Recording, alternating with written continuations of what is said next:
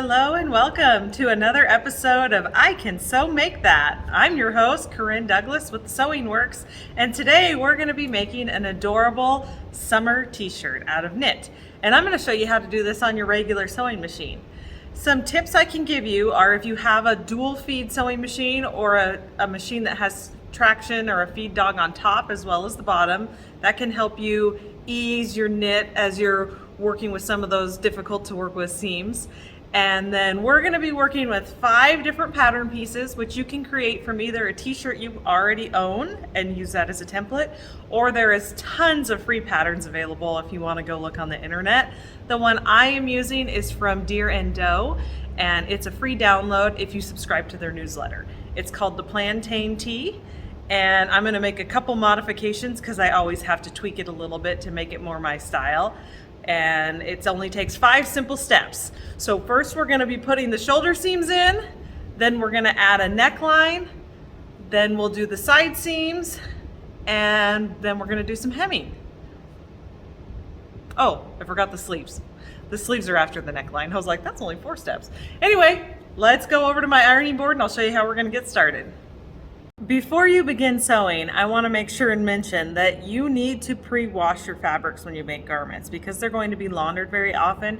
You want to make sure you get all that shrink out ahead of time. So go ahead and wash and dry your fabric before you cut it out. And then when I'm working with knits, I use Best Press at a minimum for a starch to give that fabric more body as I'm working with it. I may do a couple of applications of Best Press or use a heavier starch. That'll just make sewing it so much easier. This is the front of my shirt. I'm going to lay it down with the right side up and follow that with the back of my shirt with right sides together. I'm going to put these shoulder seams where they should be, where they're going to meet up.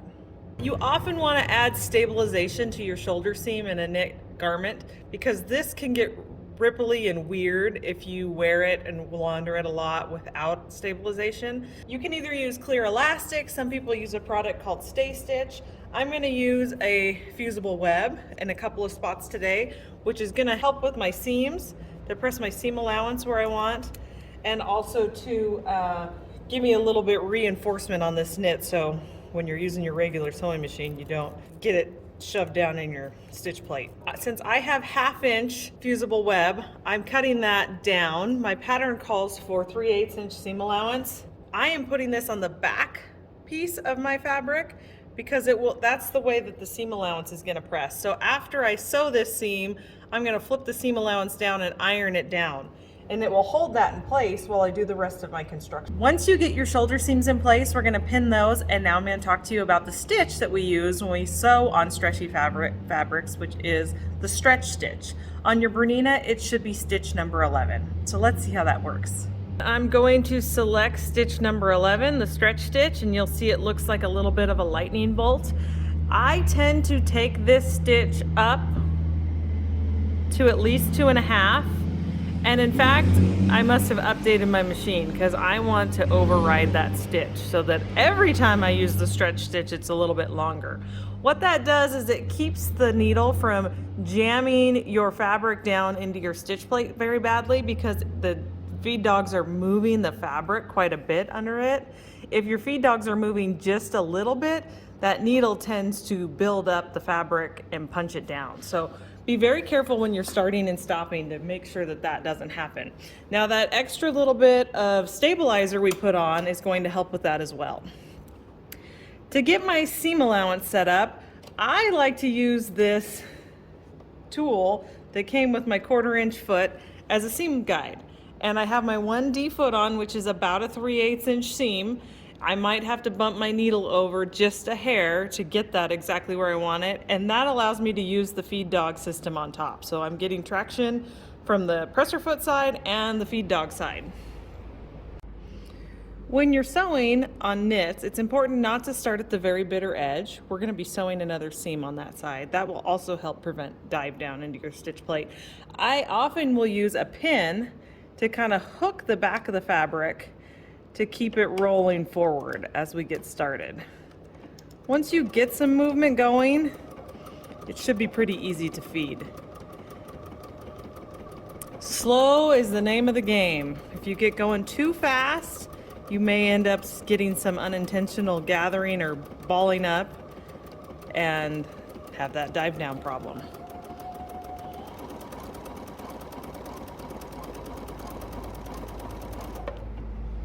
Now I'm going to show you the beauty of this fusible web. The pattern is calling for me to press this towards the back, but since I use the fusible web product, let me just open this up for you. All I really need to do is press this down and the adhesive is going to hold it in place for me. Just like that. So I don't have to worry about it flipping or flopping while I sew the rest of the garment. And it's going to give me that stabilization that I wanted. Okay, we've got step 1 done. Let's move on to step 2, the neckband. That's the tricky part. When you're creating a neckband, you're typically going to cut this at about 1.5 to 2 inches if you don't have a pattern. And you want it to be about 80% the length of this opening. What that does is it actually stretches the neckband a little bit and creates a little more support for your garment from your band. You also want to make sure that this piece is cut between the selvages, which is typically the less stretchy side of your fabric. You're going to sew the short ends together using that stretch stitch we talked about, and then press that open and press this whole band in half lengthwise. A little bit of spray starch is also recommended. We're ready to attach our neckband. If you're not using a pattern, you will want to mark the center back of your garment and probably the center front. And you can do that by simply putting your 2 seams together, finding that very midpoint, and I will often just make a little teeny slit in the seam allowance so that I have that marked. Next, we're going to pin this to our neckline. We want the seam in your neckline to be right with the center back. And this particular pattern had some notches for lining up with my shoulder seam. So I'll pin that. Notice that the neckband is tighter than the garment at this point. If you've never worked with knits before, you're going to learn really quickly that once you start pulling and stretching this, the edges will tend to ripple. So be careful before you start pulling that you're ready for that part. To find the center of my neckband front, I'm going to line those up. Just put a little bit of a crease in it to line up with my center front. Once I have those 4 anchors kind of in place, I'm going to add more pins and just ease this around. If you want to do centers in between, that's never a bad idea. Find the center in between those.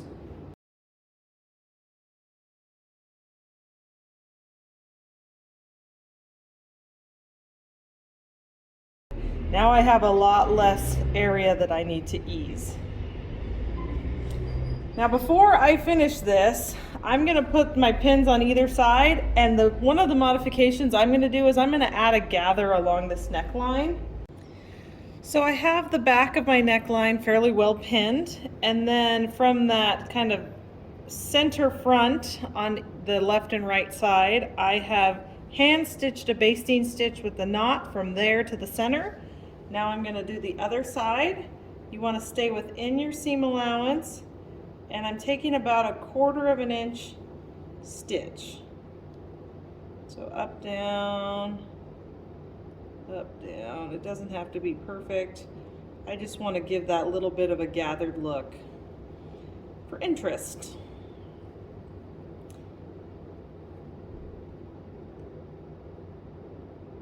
The reason why I go from outside to center twice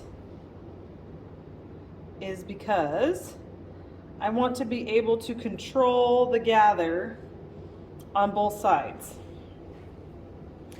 So let me get this laid out. and I'll show you how that works. So I've got two tails here coming up from my garment so that I can gather either side of this equally. And it's going to create kind of a rouged look in the front. Once I'm happy with the gather, I'm going to tie these two ends together to hold that gather. If this is your first time gathering, you may want to go before you attach the neckline and do a straight stitch over the top of that gather so that it doesn't move around on you when you sew the neckline in. Because I've done this a couple times, I think I can ease it as I go. So let me finish pinning this down and then we'll take you to the sewing machine. Back at the sewing machine, I'm going to start at the back of my neckline. That way if I have any goofy stuff happening, it'll be way in the back. And it might seem a little awkward, but I do like to sew this with the neckband on the top side. That way I can really monitor how wide of a seam allowance I have on the neckband. You will notice it a great deal more if you sew from the other side and your neckband ends up getting thicker and thinner in places because you can't see it and it might be wandering a little bit on the back side of your project. So having it on the top side is really a better way to monitor this. For this part, I want everything flat. So I'm also kind of stretching and easing to make sure that all three layers of this are going in flat. I'm not using the stay stitch or the fusible web this time because I have 3 layers of fabric, and this knit has enough body that with 3 layers it doesn't need any more stabilization. I will be adding some more stabilization like when we get to our hems, and there's only 2 layers.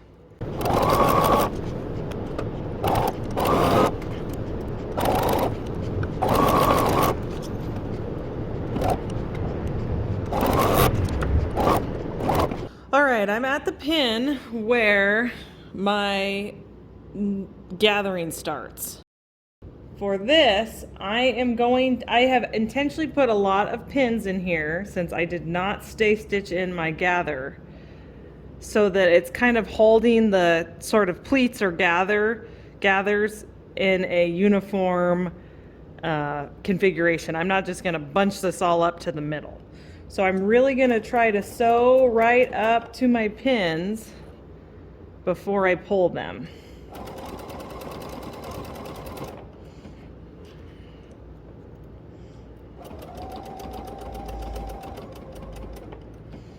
Very slow process.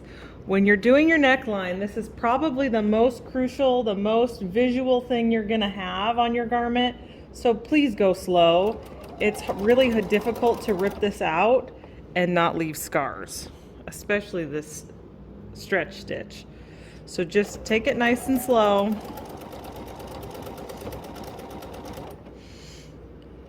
Taking your needles all the way under, almost to your needle before you pull them. I say under because the foot I'm using has a closed toe, so I let them just go into that toe and then stop to pull. This pin's not quite lined up right, so I'm going to pull it early.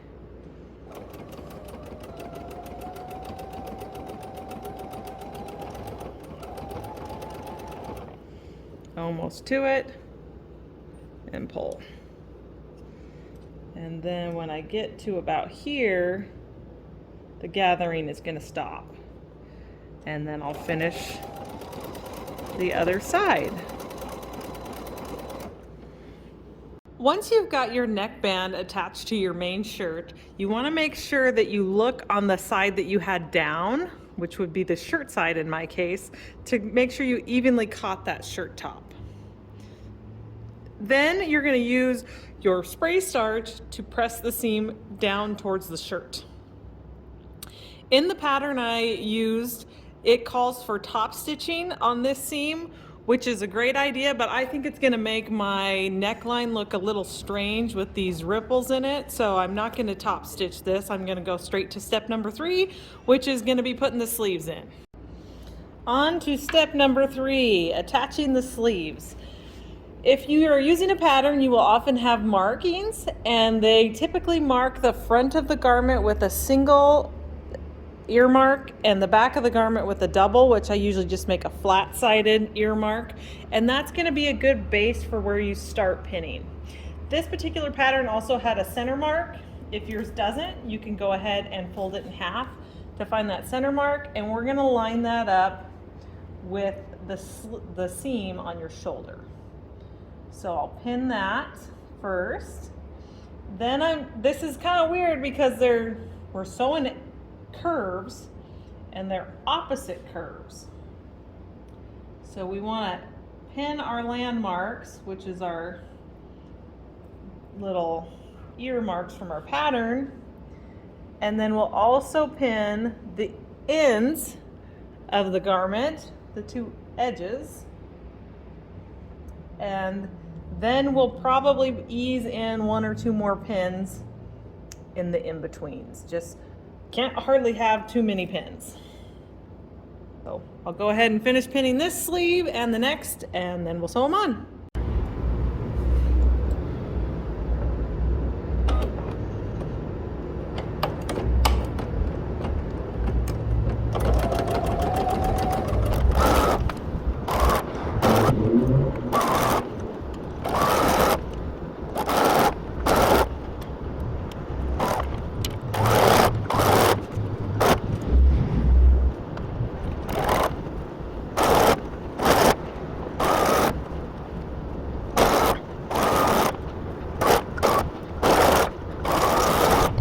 Step 3, putting the sleeves on, is now complete, and you're going to press your seam allowance towards the sleeve. Make sure before you do that you are checking both sides of your garment to make sure you have good catch on your seam on both sides.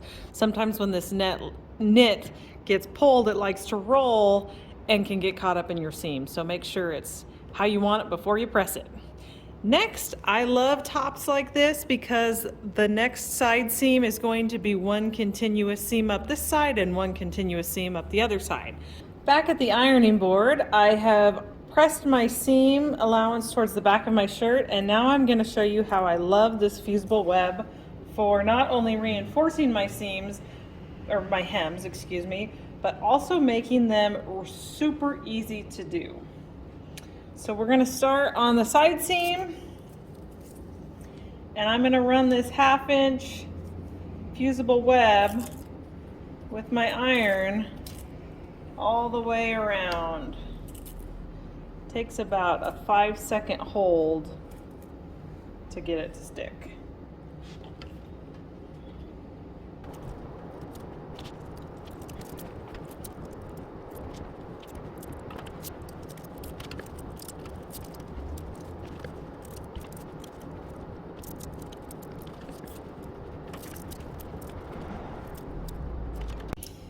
Now that I have that adhesive heated to my garment, I'm going to peel off the paper, and then I use that as my guide for getting a nice even hem.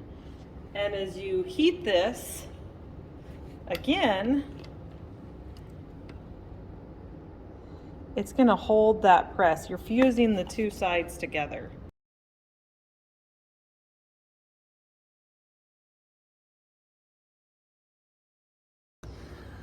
For my final trick today, I'm going to turn my sewing machine into a cover stitch machine. So I'm going to go to a straight needle. I'm going to put my 4mm needle, twin needle in. And 4mm is my preferred size for cover stitching. So I'm going to have 2 parallel lines of stitching on the outside of my garment and 1 zigzag bobbin on the back side. Process for this bottom hem and the hems on both of my sleeves.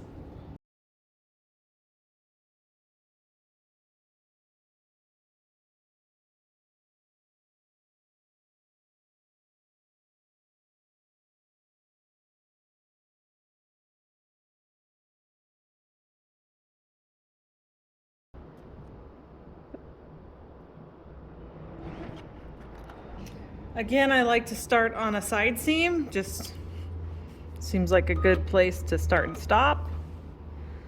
And I've got that extra stabilization from that soft web tape. Oh, hang on, hopefully. I want to make sure that I am going all the way to the edge of this hem. So we're not 3/8 anymore. We're going to be more like 5/8. So I'll move my little seam guide out.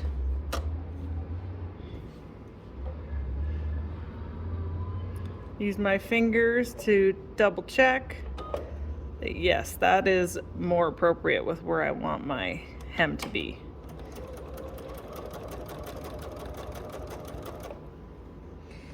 If you see any channeling, you may need to use some more stabilizer of some kind, or more starch, or you can play a little bit with decreasing your tension to keep that from gathering in. Now that I have my bottom hem done, I'm going to go ahead and repeat that process for both of the sleeves. And there you have it. I have a new fall top with this darling little gathered neckline, little cap sleeves, and I like this pattern because it has a little extra flow in the bottom. Doesn't exactly go with the skirt I have on, but you can see how easy that was. 5 simple pieces, 5 simple steps. You can so make that too. Thanks for joining me. Have a great day.